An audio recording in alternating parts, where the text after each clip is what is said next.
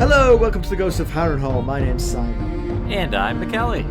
Thank you for joining us for episode 215 of our chapter-by-chapter book review of A Song of Ice and Fire by George Martin. Today, we'll be discussing chapter 71 of A Storm of Swords, it's Daenerys 6. And as we always do about this time, we're going to chat about the chapter and try not to spoil any future plot points for you. And hopefully what we're going to do is provide you some entertainment along the way. We will summarise what happened, discuss our thoughts on it, provide some useful background, compare it to the television show, indulge in a little pedantry, and cover some relevant news and listener correspondence. Be sure to check out the show notes. They'll provide some additional information about the characters and other things of note in this chapter. How are you, Mackelly? I'm doing well. We just spent about 40 minutes crafting what will be about a 33-second ad. So, If we sound fed up with each other, I think it'll be a good ad. We're creating an ad to reach out to more listeners. Yeah. So it was ultimately about 33 seconds, and we spent 40 minutes. So I mean, it's a good time spent, I guess. Yes, it was a good time spent. I enjoyed it. I mean, it was funny because it one of the things about our careers are in the writing profession, yes? Right, yes. And so when one of us writes something and the other one critiques it, it's a little bit of a personal and professional slur to do that. I did not feel that in any way. Almost none of your words survived. Basically, the original draft was I took our trailer and tried to convert it into an ad. But what we discovered was it was too much.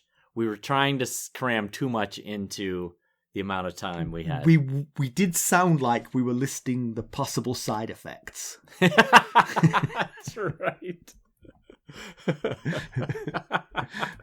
Diarrhea, nausea. Yes.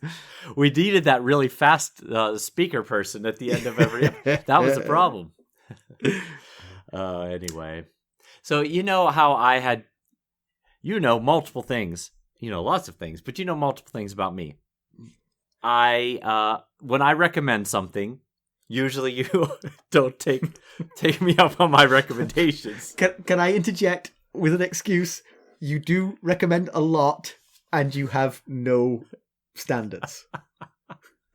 Well, so I had recommended on these very airwaves the show Freaks and Geeks, the early 2000s show by Judd Apatow, I believe, or at least produced by Judd Apatow. Well, I was a huge fan of that show, very much so. And I finally convinced Stacy to give it a try. Oh. And we had been watching it as kind of like a secondary show, and we'd take a break from the primary show that we are currently the watching. Same kind of thing, yeah. Yes, which currently is All the Light We Cannot See, by the way. It's a pretty good Netflix show. It's only like 4 episodes or something. Anyway, taking a break from that, we watching Freaks and Geeks, and we got through 3 episodes. And last night we finished our episode of All the Light We Cannot See, and we had some time to watch another show. And I was like, "What do you want to watch?" And she goes, "I don't know, maybe like some Office reruns or something." And she said, "Do you know how you and I are like usually totally on the same page about most things?" And I was like, "Oh, that's kind of a weird thing to say, but sure." And she's like, "Well, I cannot believe that you like Freaks and Geeks because I think it is absolutely terrible." And I was like, "Oh, wow. Okay. So I guess we won't be watching that anymore." Ouch. So once again, a recommendation does not pan out for me. Well, that's too bad. And the funny thing is I think normally I'm on Stacey's side, but on this one, I haven't watched it enough to know, but I'm pretty sure I would like it. So I'm Team Mackelly. It's one of those shows that you have to give it time to get to its point. A bit like Ghosts of Harrenhal. Get where it's trying to go. Yeah, that's right.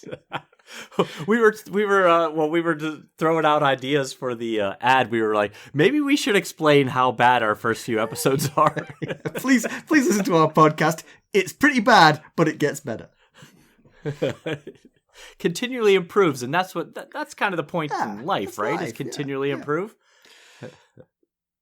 So Anyway, how are you doing? I'm good. I have a story for you it's from a mutual friend who goes to the same Chinese restaurant all the time and knows the family who owns it, and they have kids the same age as his kids, and so that and he always has the same thing when he goes there. And it's a thing that he was saying it's like the quintessential thing one orders at a Chinese restaurant, but I wasn't really familiar with it. But so during your monologue about Freaks and Geeks, I was off Googling to try and remember what the heck this dish was called.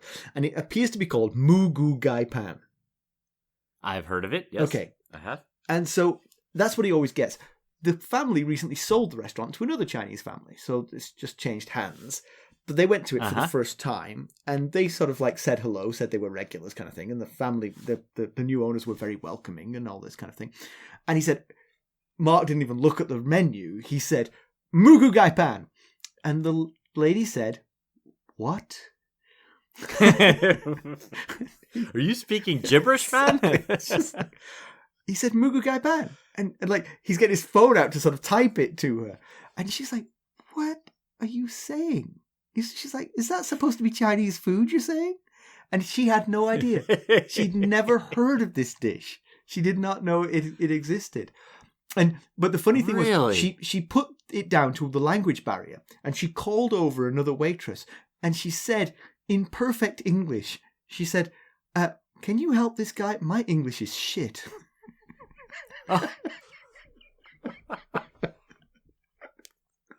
In perfect English in front of him. So this sort of stimulated a conversation about how certain ethnic foods gain a sort of local flavor. That Moo Goo Gai Pan is kind of like an American Chinese dish, not a Chinese dish. Yeah. I'm not sure that's 100%. Like General Tso's or something. Exactly. You wouldn't find that in China, but you find it here. Right. Okay. And when that got mentioned, I have an Indian lady in my team, and when that got mentioned, she went, "Oh yeah, like chicken tikka masala." Chicken tikka masala is the quintessential English Indian dish, but Indian people are like, "What's that?" What are you talking about? But she knew about it. That's pretty fascinating. Yeah. Huh. Well, I guess he didn't get his Moo Goo Gai Pan. They went off and made something that looked a bit like what he showed him on his phone. He said it wasn't exactly right. Just got to improvise. Yeah. It's like people who can like play an instrument, just by ear, play a song by ear. Yeah, I'm sure it was tasty and good, but.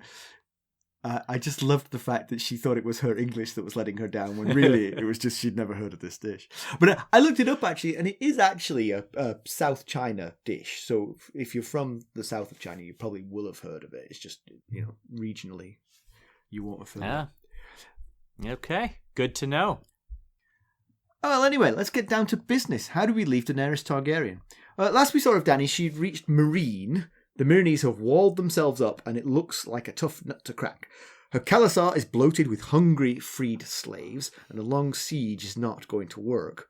Arstan is revealed as Barristan Selmy when he saves her life from Miro of Bravos, and Selmy and Ser Jorah trade insults before Dany sends them both on a mission to infiltrate Meereen, from which she half expects, half hopes, that neither of them will come back. Mackelly, why don't we give them the summary of this one? All right. Well, Dany watches the dragons circle the Great Pyramid. Meereen is hers. She surveys her new city with both a sense of power and loneliness. Missandei serves breakfast pestered by flies. Dany's going to need to do something about those. Dany's grown very fond of the little girl and has promised to take her home to Noth one day, but Missandei insists she is happy with Dany. They took Meereen in less than a day. Dany had cannibalized the ships for battering rams and other siege material. The ram had brought down the eastern gate, and her unsullied and sellswords poured through the breach. The squad she sent up the sewers, the sewer rats she dubbed them, were able to locate the fighting pits and strike the chains from the slaves there. Within an hour, half the fighting slaves in the city had risen up against their masters. The slaughter had been indiscriminate and brutal. When Dany entered the city, the freed slaves called her mother. In the great plaza, the defeated masters huddled. Dany will spare them if the rest of the leaders are brought forward. How many? 163 to be exact, one for every child crucified on the road between Yunkai and Meereen. Their fate, much the same. Dany's horrified by what she's done, but steels herself. Harsh justice is still justice. The corpses of the slavers are the source of the flies. Now she heads to the audience chamber with her retinue. Given recent history, she can't help but wonder who will betray her next. Yet, since the dragon has 3 heads, there must be at least 2 people in the world that she can trust. We'll be right back. Hello, friends. Are you ready to make some unforgettable memories? Well, if so, consider the Marriott Bonvoy program. Discover the perfect destination for your summer getaway and unlock exclusive deals on luxurious accommodations. With our affiliate partnership, you'll enjoy unbeatable savings and a seamless booking experience. Don't let summer slip away. Visit Marriott Bonvoy today and make this vacation season one for the books. Use our Ghosts of Harrenhal affiliate page to check it all out and buy Bonvoy points or give some as a gift. The link to our page is in the show notes. She's imposed order on the city and things have calmed. Next order of business is the flies. The bodies to be taken down, and at Missandei's suggestion, the bones stripped and returned to their families to honour Meereen's funeral rites. The first petitioner of the day is an envoy from Astapor. The council that she had left in charge had been replaced by a King Cleon. Missandei informs her that Cleon was a slave butcher, who offers his hand in marriage, this to shore up an alliance against Yunkai, who are already working to undo the freedom she imposed within that city. Given that Cleon is already married, she's not exactly impressed. The envoy is shown to chambers, while Dany worries about her successes turning to dust in her hands. This news could have implications. If word reaches the freed Meereenese slaves, they might choose to follow her, rather than stay only to be re-enslaved when she leaves them to their fate. But she can't afford to swell her Khalasar with more non-fighters. The next petitioner is a Qartheen trader. He wants to exchange goods for slaves. That obviously goes against what Dany wants. But Daario informs her that many are willing to return to slavery with better masters in the free cities. Dany begrudgingly permits individuals to return to slavery, but no children or spouses can be sold. Missandei suggests a tax, which Dany agrees to. Next order of business is Barristan Selmy and Jorah Mormont. She deals with Sir Barristan first. How did he end up betraying her family? He doesn't hold back. Robert was a good knight, and her father was mad. Viserys showed the same tendencies, but the god's coin toss appears to have landed on the good side with Daenerys. She bristles, but gives him back his sword, and he pledges his life to her. Now for Ser Jorah. He wants forgiveness and also holds nothing back. The fact that he was spying as recently as Qarth is shocking to Dany. All his good deeds are tainted. He stopped the poisoner, who were sent because of his dispatches. He tries to draw equivalence between himself and Selmy, but she's not having that. He professes his love, but she banishes him anyway, thinking that this is the betrayal for love that was foretold. She returns to her rooms and tries to read, but can't focus. Selmy interrupts as she watches her dragons. He offers to answer any questions she may have. As a Kingsguard, royal secrets are safe, but they belong to her now. She asks about the Targaryen madness, and he confirms that Aerys, charming most of the time, was increasingly erratic as he grew older. Dany decides that she's heard enough for now. Dany sleeps with Irri that night, but longs for Drogo. Her dreams are troubled, and she wakes early. Missandei joins her and promises to never betray her queen. Dany's made her decision.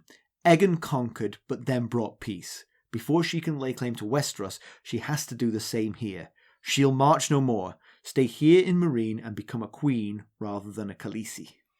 Okay. Yeah. So Meereen fell much as Astapor did previously. The infiltrating tactic worked and presumably saved lives. It's always good to have people fighting on the inside of the walls when you're trying to breach them. Sure. Yeah.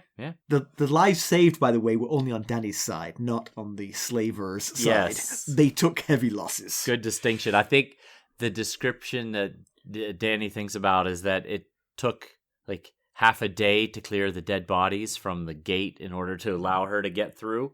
So, but Yeah, she took it in less than a day, and I thought it was a smart move to use the ship material to create siege engines. I mean, you've already offended Illyrio Mopatis mortally anyway. You might as well chop up his ships for parts at this point. Yeah, because you remember last chapter when she was at the gates of Meereen, they had burned in all of the area around the city so that she couldn't do this very thing. So there was no material to create siege engines. So it was it was such a good idea. The way I read the description or her thoughts, I guess, is that she thought of the plan and commanded the captains to ground the ships. And if it truly was her own thought, that's a really solid battle strategy for, someone who doesn't really have any battle strategy training. Yep. Credit where it's due. That's true. I've got to say, I was slightly confused when I read the first time through that I thought they were battering with the ships. The ships were like ramming into the beach and like the masts were sticking out the front and hitting the doors. But I was like, the doors can't be on that side, surely. I read it more carefully and figured out what was going on. You know what else? It seems that the term turtle isn't just a nickname that the Night's Watch gave such a structure. Isn't that funny that cropped up again? Yes. Yeah. Because the ships were used for battering rams, turtles, and other things. Right, It's like, there you go. I guess it's a good name for something that acts as a shell over you when you're sieging walls that are higher than you. I guess so. It does seem to fit the description. So she crucifies 163 of the slavers once the city falls. Obviously, on some levels, it's completely justified because of what they did to the slave children. But when the rubber hits the road, Dany still has enough humanity in her to be appalled by what she's doing, which is a good sign. You don't want to become numb to this kind of horror. Right. And as she says, true. Rough justice is still justice. But then the fact that these bodies are now creating an infestation of flies is not so good for the city. So No, there's definitely a lot of bad going on. But, I mean, yes, they kind of allude to it, but what she's doing with the 163 crucified slavers is recreating what the slavers did with the slave children on the road from Yunkai to Meereen. With like at each mile there was a child pointing in the direction who had been crucified, and so that's why she's doing this exact thing here. I have to say, it's incredibly wasteful. I mean, obviously, it had the desired effect of annoying her. But that desired effect was actually not good news for you because A, you lost your city, and B, 163 of you got crucified. True. But secondly, what a waste. I mean, slaves are not free. Oh, right. They are a resource that costs money, and to throw away 163 children just to annoy someone seems crazy. And it also, while we're talking about that, it also made me wonder about the fighting slaves, because the fighting pits of Meereen are pretty much to the death, right? There's not too many fighting slaves who have a 1 in the loss column. They're pretty much every one of them is undefeated, right?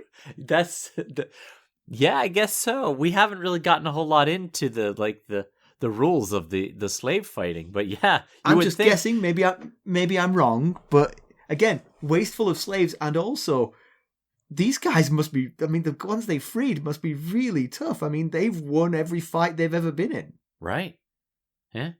Yeah. Unless there's like an uncle rule, like uncle, I give up.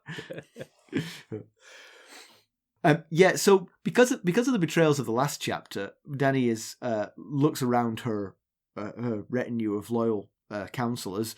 So that's Grey Worm, Daario, Ben Plum, Irian Jiqui, Missandei, and she wonders which one of those is going to be the next to betray her, because it feels like everyone betrays her eventually. But yeah. I don't know. I think the sellswords will betray her because they are sellswords. Well, there's that. So far, they're batting 1,000. Yes. Right, exactly. It's hardly betrayal. It is the time has come for us turn the tables on you. And she remembers what the man that we suspect was Rhaegar in one of her visions at the House of the Undying said, which is that the dragon has 3 heads. And she's looking around this room thinking, who's going to betray me next? And she thinks, the dragon has 3 heads, so there are 2 men in the world who I can trust. I just have to find them. Just to focus on that, in the recap, I didn't say men, but I very much noticed that what she said was 2 men in the world. I was going to ask you about that as well. Why is she assuming that they're male?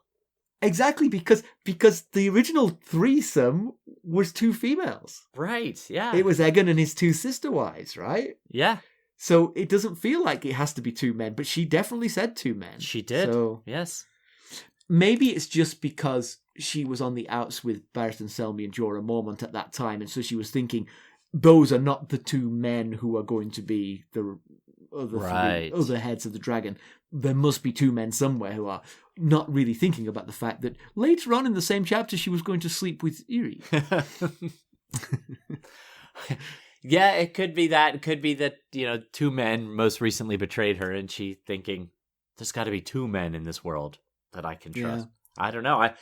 I found it, I was going to say interesting. I found it curious as well. Yeah, maybe, she's a Khaleesi in a patriarchal society, and maybe she just assumed it has to be 2 men. Well, that's true. Elevate her chances. It can't be for having children, because she feels that she will never be able to have children. So that can't be the factor. Right. We'll be right back. This episode is sponsored by Audible. To get a free audiobook, or 2 if you're an Amazon Prime member, go to our exclusive URL, audibletrial.com/ghostsharrenhal. You can find the link in our show notes. Yeah. Or maybe she meant it in the human sense, but it felt pretty gender specific to me. I agree. So the news from Astapor is pretty troubling. A sense of backsliding. Now, the king, Cleon, was a slave, so it's not a slaver, but often the oppressed can become the oppressors when given the rules, the reins of power. So it's not a good situation. Yeah, and it also creates this sense for her that she can never leave behind these things because the problems will swell back up again in her wake if she doesn't stay. Right. Yes. It would definitely feel that way. That every time I turn around, I have to turn back around because the situation I just put out has reared its head again. Now this great Cleon, who the envoy calls him King Cleon, is the great Cleon. Miss Sandy asks him, is he the former slave of Grazdan Mo Ulor? And he says, yes, he is. And that name probably doesn't mean anything to us because, first of all, when we were in Astapor, there was like 10 Grazdans. Yeah, they were all called Grazdan, yeah.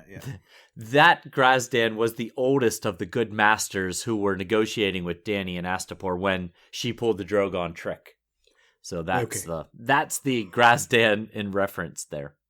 I'm glad you said that because I assumed it was the guy who sold the Unsullied. So I'm glad you made that distinction because I would have missed it. And, we had discussed before why the freed slaves would go with Dany rather than stay in the city that she has freed. And here we see one pretty good reason. The likelihood of a city staying free seems to be small, at least in Astapor. And it seems like, according to this man, Yunkai is headed in the same way. Right. So, There would be one thing that she could do. She could leave a contingent of Unsullied at each of these cities to, like in Astapor, she left a council of wise men to sort of like run the place. Give them 100 Unsullied to look after them and to keep order. But she can't afford to do this. She's trying to grow her army. All she would do then is lose her army and gain more mouths to feed. Right. And one thing kind of surprising about the Unsullied is that at least according to the people from Astapor, they can't rule themselves. They can't lead themselves. They need leaders placed in command of them, which it seems like this Grey Worm is doing a pretty decent job of leading his Unsullied. So I guess they can be trained to do that. Yeah, but that is a good point, because if you leave them under the control of someone you don't know and trust completely, then they could be used in a way you don't intend, you know? Yes, right. Because they don't have that they're not self-motivated to do the right thing, you know? So if you say, these guys are your commanders now, they would do whatever they were told. Right. At least that was the case before they were freed. You know, it would take a while for philosophies to change when it's been that beaten into you, you know, into your head. Exactly. Yeah. But did you notice that the two men who came to speak with her today, they both came on this ship called the Indigo Star, and one was the envoy from Astapor, and the other, I believe, was the captain of that ship, and they had very different views of the Astapor post Daenerys leaving, with this King Cleon being in control here. Yeah, I'm going with the captain of the ship, not the envoy from that king. Right. For the true. The envoy paints a very heroic picture of this Cleon ousting the bad leadership council that was put in place and him being this great new leader. And the captain of the ship calls the man King Cleaver and says that he's raising a new army of Unsullied. He'd taken all of the highborn boys and is creating a new Unsullied, and that there's war and gangs and starvation and death throughout the city, and it paints a pretty terrible picture. Yeah, and it causes Dany to recall Aroa and her fate, and just as a quick reminder, that's the Lazarene girl. Remind me. She was the Lazarene girl that Dany found being gang raped when Khal Drogo took that arrow that ended up festering. Where she met Mirri Mazdor. Yes. She saved the girl, rescued her, made her her handmaid. But then when Drogo died, Aroa was gang raped and killed. And Dany feels like, I tried to save her and I couldn't. I failed. Yeah. And I think that Aroa is kind of the face of the futility of saving people from bad situations, only to ultimately suffer she's a the worse emblem fate. of it. Yes. And a foreshadowing of what was to come. Yeah. So one of the most important parts of the chapter, of course, is the confrontation with Barristan Selmy and Jorah Mormont. It definitely makes sense to reinstate Barristan Selmy. He never betrayed her, or really her family. You know, his injuries at the time of the transfer of power meant that he couldn't do anything about it. And as he was candid with her here, Robert was potentially a better king than Aerys, and so he couldn't stop Aerys from being killed. He would have fought to the death to do so, but he was in no position to do so. And so he gave fealty to the new king. It does actually make a lot of sense. Yeah, absolutely. Once his reasoning of why is identified, I think it's pretty easy to forgive him. Easy for me to say. And he is a font of knowledge about her family, which she has no other source for. Right. Very, very much a solid point there. Yeah, and Barristan begins to tell Dany the truth about her father. And I have to say, good on her for not immediately calling him a liar and discounting his remarks. Because her whole life, she's been conditioned to believe that her father was a great king, and this mad king stuff and all the negative things about him were just the usurper trying to disparage him. Right. One of the factors that plays into that, of course, is that the source of that information was Viserys, who himself was evil and mad, very much like the father he was saying wasn't evil and mad. I could tell by your face that you were about to say something like that. So, but you're right. You're as funny as it was, you are right. Maybe life with Viserys put just enough seed of a doubt that when Barristan said that he was his father's son, she was like, "Oh, okay." Yeah. And then she wonders later in the chapter if Viserys was truly mad, and surely, if she stepped back and kind of looked things over, she would see the signs. Yeah, I mean, there's not that many though. I mean, we, I think, have as our biggest factor there his willingness to blow up the city, but nobody knows that. Barristan Selmy doesn't know that. Dany doesn't know that. That's between Jaime and nobody else because he refuses to tell anyone why he did what he did. Right, right. What he did to Rickard and Brandon Stark, that one is pretty bad. But look what she just did to 163 of the slavers of Meereen, Well, yeah. I see your point there. Yeah, so in fact, honestly, if it wasn't for the fact that the person telling you that your father wasn't mad was your brother foaming at the mouth about the fact your father wasn't mad, I'm not sure she would have any evidence that he was mad, really. Well, and what is interesting to me about Selmy's testimony is that he was saying that he actually wasn't like this all the time. Right. He had bouts of it as a youngster, but actually was charming and, more like his son Rhaegar as a youngster. But as he grew older, he became more and more like Viserys. Right. It makes you wonder if Rhaegar had lived longer, if he might have suffered the same fate. And Daenerys? Yes, Daenerys as well. Sure. Yeah. She seems okay now, but again, she just crucified 163 people. Right. Yeah. That's 163 more than I have. And it's about 158 more than I've been tempted to. Things are pretty harsh on Ser Jorah, I think.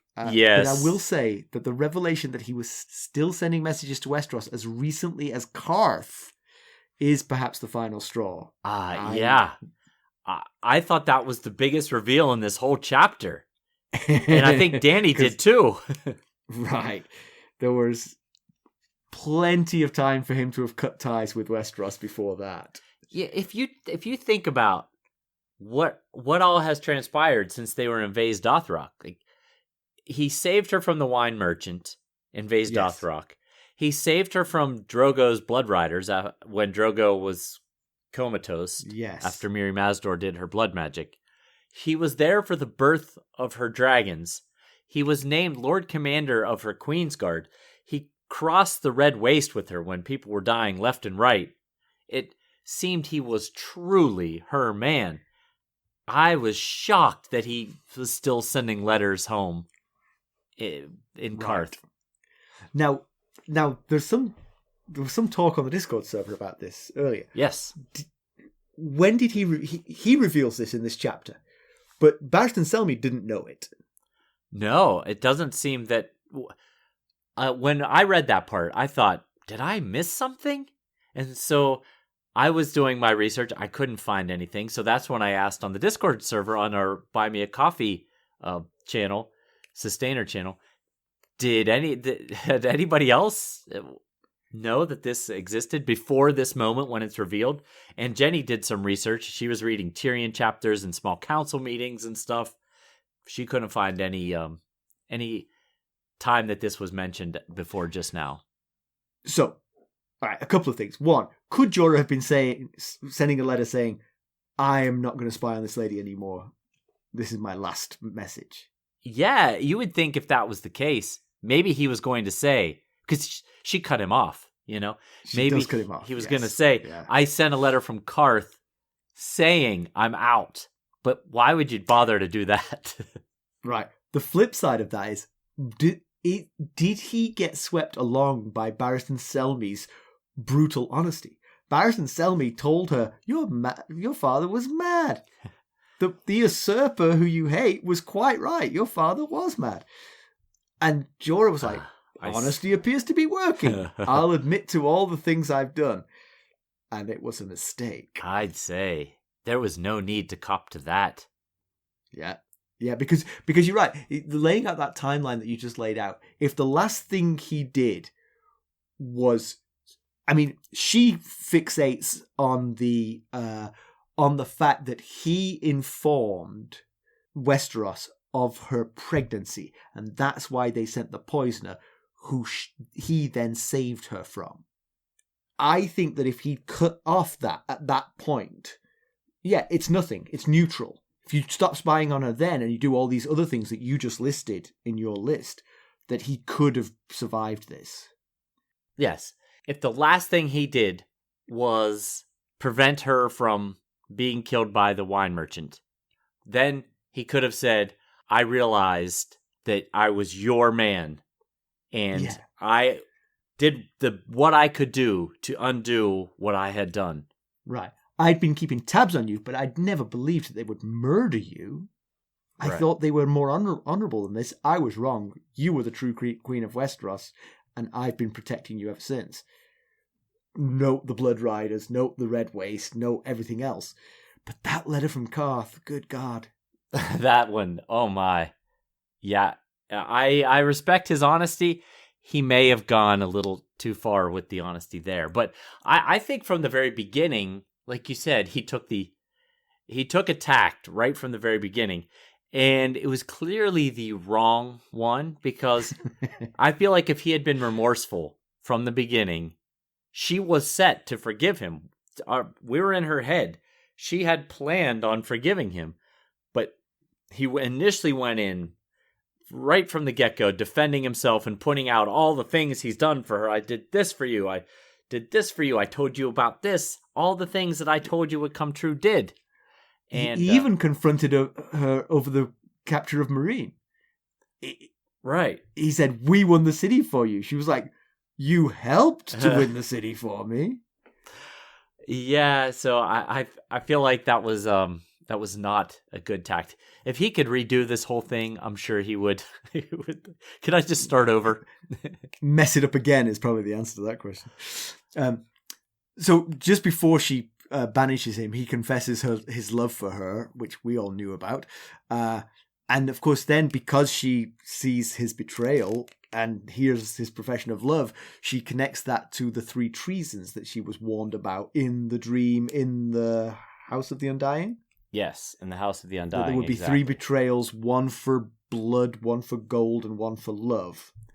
Yes, and we've been trying to keep tabs on what might be what here, and we were pretty sure that the blood one was Mirri Maz Duur. That one feels pretty solid. Gold, we had considered previously it being Jorah because he was selling her secrets and trading whispers to the spider for not necessarily gold, but promises of returning home, and, possibly that would come with some gold. He did say, I'm pretty sure he said in this chapter, I took Varys's gold. Did he not say that? I think he did say those words. I'm pretty sure he said that. So, But Dany, in this chapter, when he says, I love you, she thinks, and there it is. I'm being betrayed for love. And we had no other good guesses for the love one. But right. So then, what's the gold one? Betraying for love isn't... He didn't do it for his love for her. Right. He betrayed her despite the fact that he loved her. Exactly. If he still had his wife back in Westeros and was trying to get back to Westeros to her, then it would be a betrayal for love, potentially. Yes. But you're absolutely right. I don't see it as that. In fact, if anything, if he said what you think he said, then it is more likely it's confirming that he was the betrayal for gold. Right. Yes, I agree. I think gold still fits best for Jorah. Yeah. Right, we'll keep an eye on it then. Dany disagrees, but you know what? We're all entitled to our opinion at this point, so Dany. Yeah. So what next for Jorah? Will he be to Essos as the Hound is to Westeros? Oh. A loose cannon in the field? Yeah, or, with the chaos going on in Westeros in general, but especially in the north, surely nobody would be paying attention if he suddenly showed up in Bear Island. I mean, other than the people in Bear Island. So True, yes. But even Mage Mormont's not there right now, his aunt. Right. But would he give up on Dany so easily, though? Banished is banished. Yeah. The difference between him and the Hound is that the Hound willingly gave up on Joffrey and the Lannisters. He wanted nothing more to do with them. Jorah, at least to the moment that he was banished, was still in love with Dany. So it's possible he could just stay around Essos close enough, but not too close, Maybe he could make his own little Kalasar. Him and finds a couple of people. They run around. I will say that the nature of the book is he's going to drift out of our sphere because our only POV character in Essos is Dany. Yeah? Unless he becomes one. Banished from Dany, unless he becomes one, of course, yeah. Or another POV character comes up. But right now, to be banished from Dany is to be banished from the books. Right. If you're in Essos. Yep, that's true. Well, we'll miss you. So Dany that night seeks release, shall we say, with Irri. It's becoming a bit of a habit, although she does tell herself that she was thinking of Drogo or Daario, but Drogo. Right. At the same time. And I do like the fact that she says that her kisses taste of duty or something like that. Yes, that is the line. Yeah. I wasn't quite sure how to feel about that line, because in some ways it feels like she is coercing her, if it feels like her duty and not something she is necessarily interested in doing. Yeah. I think there's definitely some of that going on, for sure. Yeah. But I will say Miss Sandy is a sweet character, and it's hard, having watched Game of Thrones since I read the books, it's hard to think of Miss Sandy as the little girl that she is, because she's much more grown up in the show. Right. But she's sweet, and she's smart. She's is. Like, let's put a tax on those slaves. Yeah, I feels like she's a very special person. She's, like you said, she's smart. She's also seemingly incredibly loyal, and she knows the political landscape of Slaver's Bay pretty well. Right, yeah, exactly. Having been the translator for a lot of deals about various and scribe things as well, right? Yes. She was a scribe, so she would have learned math and things like that. And one of the things, so this, Dany and Miss Sandy are having this conversation early in the morning at the end of the chapter, and Miss Sandy comes out and asks if Dany's okay, and she says, yeah, she was just looking for a house with a red door, and that is very confusing to Miss Sandy. One, because it's dark out, and two, she said, what house with what red door? And Dany says, never mind, there's no house with a red door. Mm-hmm. But of course she's referring to the house that Willem Darry took her and Viserys to after they fled Dragonstone in Bravos, with the lemon tree out front, which is really the only childhood home she's ever known. And so when she thinks of simple times and, her pure, innocent childhood, it's in that house before Willem Darry died. Dany's motif of home and safety is the red door and the lemon tree. Her motif of I can't catch a break was Eroya. Right, yeah. Eroya, did I get that right? Eroah, Eroa, something like that. Eroa, that's good enough. So the decision to stay and pacify Meereen properly definitely has some logic. It's large enough that her followers can actually find places to stay and live. Oh, yeah. So they don't have to all be in the field. She doesn't want to have Astapor happening again. She does need somewhere for her dragons to grow in peace and safety. And a city's not a bad choice there. There might be some bad characters, but it's easier for them. It's easy to imagine them growing large and healthy in one place than constantly on the move. Yeah, I could see that. Yeah. For those reasons, it makes sense. She'd love to free all of Slaver's Bay, but it could end up being a very time-consuming game of whack-a-mole as you keep going round and round. It does seem to be. Like you said, unless she can actually get a strong leadership in place in a city, which will require her to leave people that she needs behind in those cities. Yeah.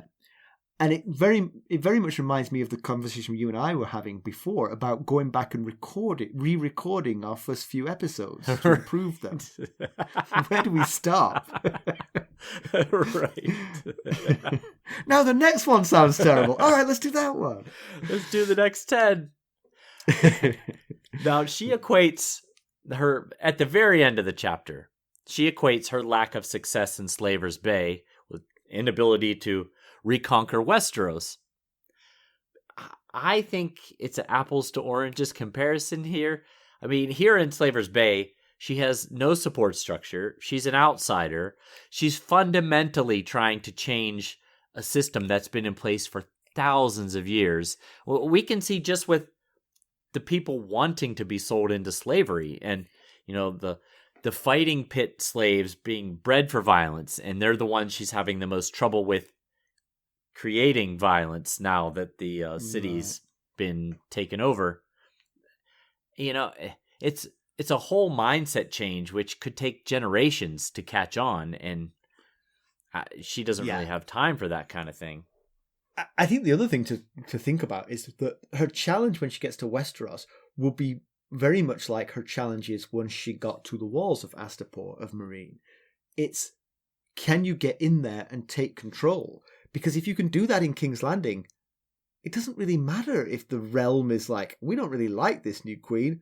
She's the queen at that point. She sits on that throne. Right. And you know what? She'll have 3 full-grown dragons at that time, so she can always go out into the field and say, are you sure you want to uprise against me?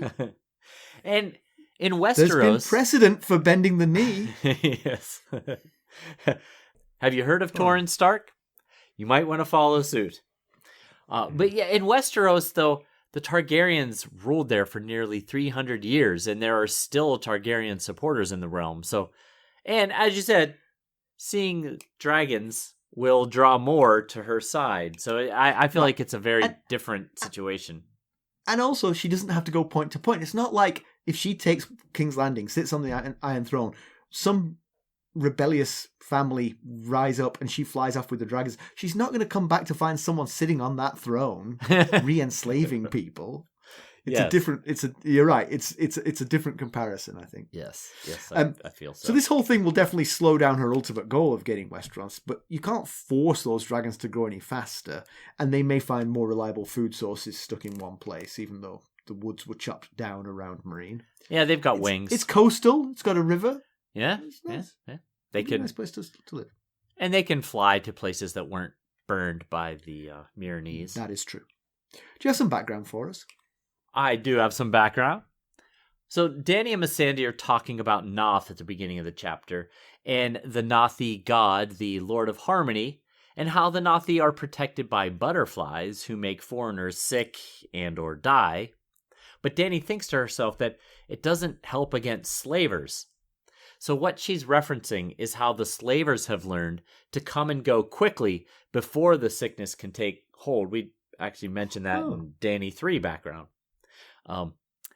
So in response to that discovery, the Nothi have moved further inland to make it harder for the slavers to come and go so fast.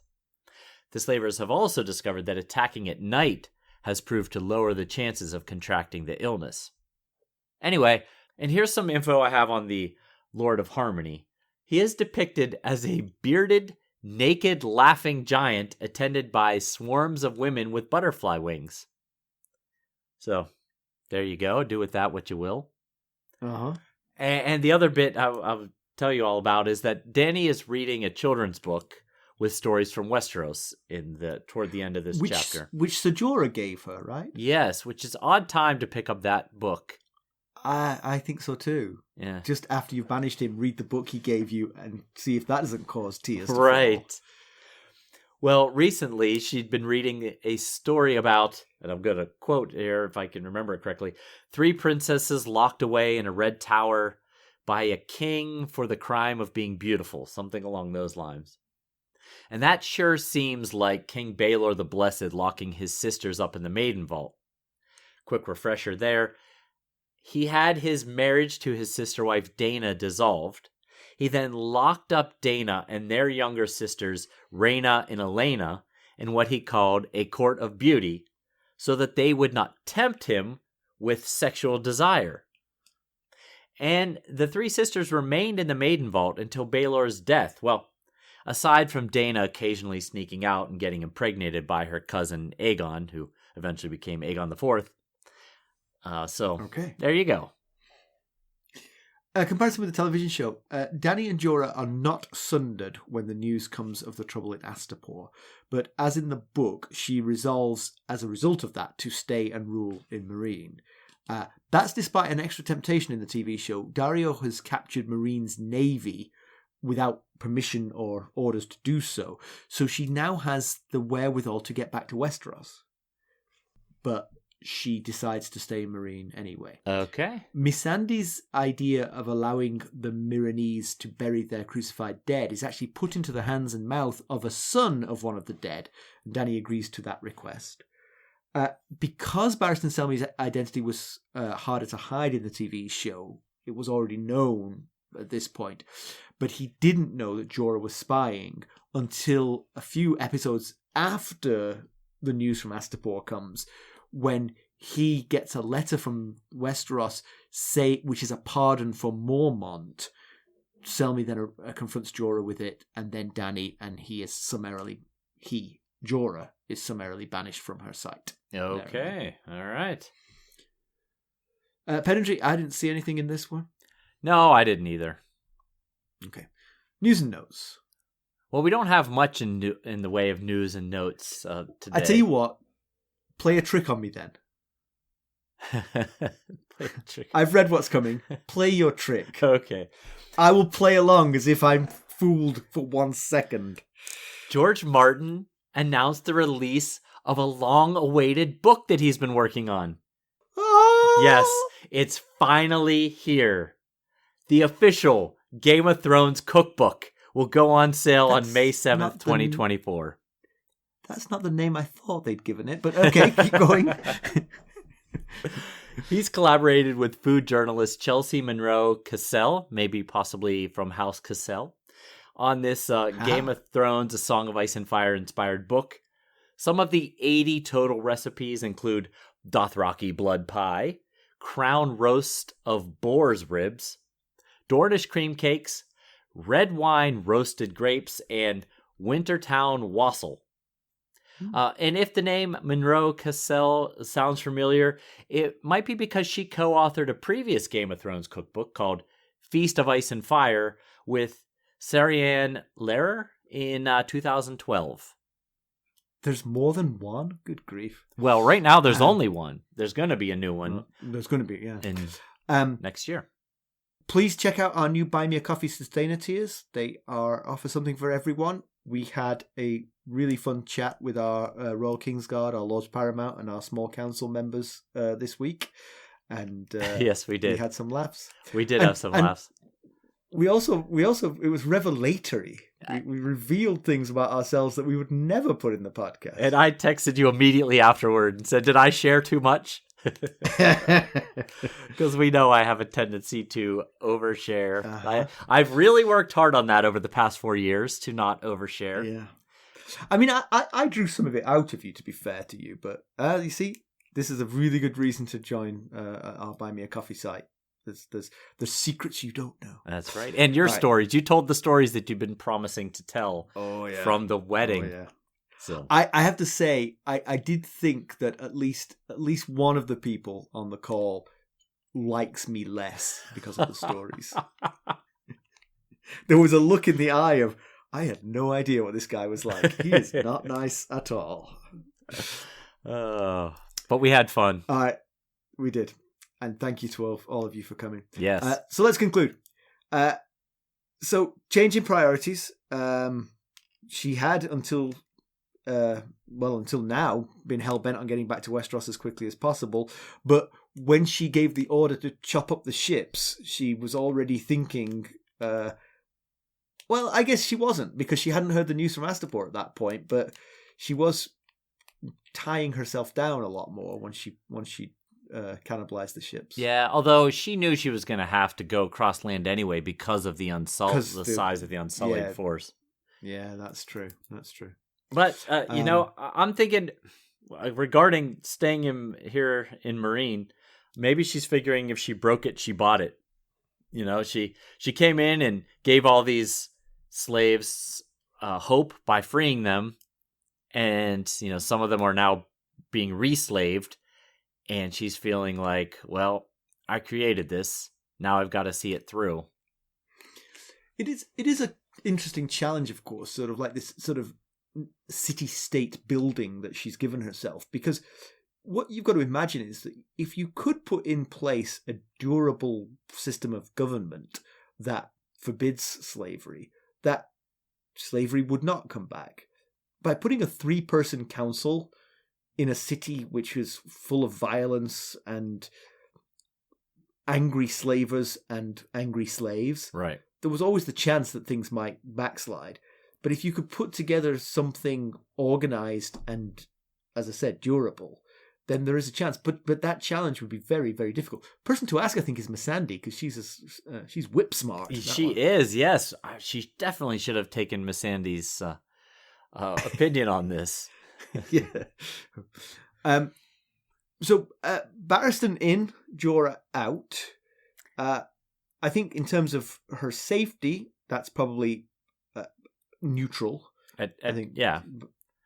I mean, I don't think she's because Barristan is in his 60s now. It's probably a neutral. But Barristan, of course, has the reputation of being Barristan the Bold, so he's got that going.